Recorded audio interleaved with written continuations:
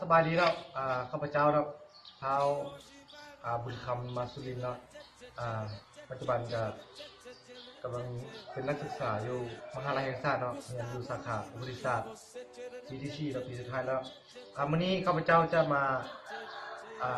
สาธิตเอาวิธีการตัดแก้วเนาะตัดแก้วโดยที่ว่าเป็นรูปทรงสวยงามเนาะ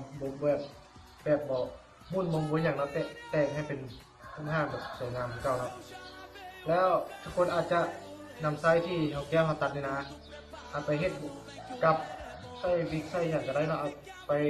ผูกพักปูอย่างก็ได้ขั้นตอนเนาะขั้นตอนวิธีการทำนะเขามีเสือกมาเสือกสีนึงเสือกแล้วก็นี่เนาะทินเนอร์ที่เขาผสมสีนะทินเนอร์ที่เขาเห็นได้ตามร้านใครเครื่องก่อสร้างนั้นเนาะแล้วก็มีแก้วทั่วไปธรรมดาเนี่ยขั้นตอนนะเขาวัดแทกที่เราลงหอบของแก้วนี่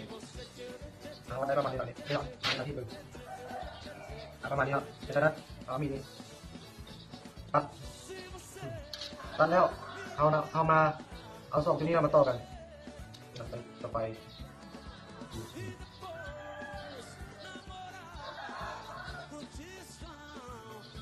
ครับต่อแบบนี้ให้รูปแบบนี้แล้วเราก็เอามาสเต็กกันโอเคประมาณนี้เนาะหลังจากนั้นเราก็เอาทินเนอร์ที่เราเก็บแล้วนั่นไปใส่ของเป็นตัวเอาไปแล้วใส่ไปเรื่องนี้คือสุดแก้วโอเคครับถ้าเท่านั้นก็อาจจะใช้ไม้ขีดไฟใช้อย่างไรเนาะใช้กระไฟจุดก็ได้เนาะจุดไปที่นี้ดูลักษณะนี้เราท่าแบบเนาะอยู่ไกลนิดนึงเลยย้ายกระไฟมันเป็นเอาท่าไปเนาะโอ้ยเดี๋ยวเราเข้าไปกัน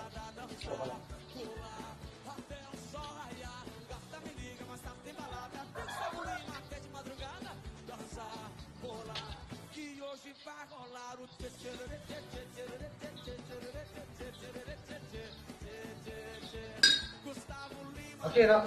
สำเร็จแล้วมันแตกแล้วมาครับไฟหมดเลย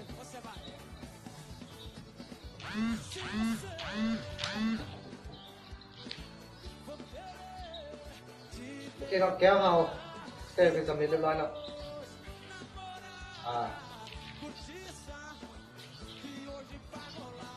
โอเคมาเบิ่งกันตอนนี้นี่เนาะรูปทรงสวยงามตัด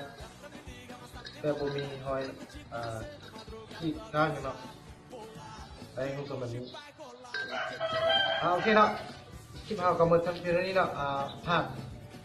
ถ้าใดสนใจที่จะนำไปใช้เนาะ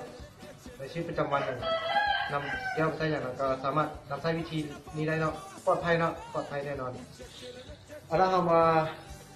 สังเกตว่าเป็นอย่างเนาะแก้วนั้นจึงแตก